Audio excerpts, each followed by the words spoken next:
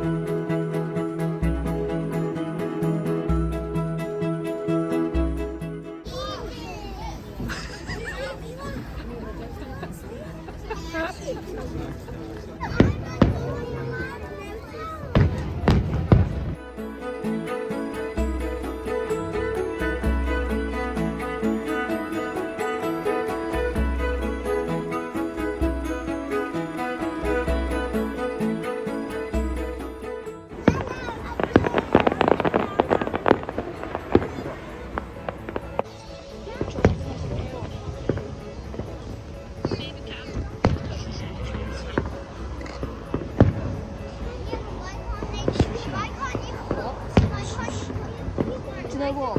I was in the gym today. I did work out my shoulders. Did you get a good picture? I was like, just one of them.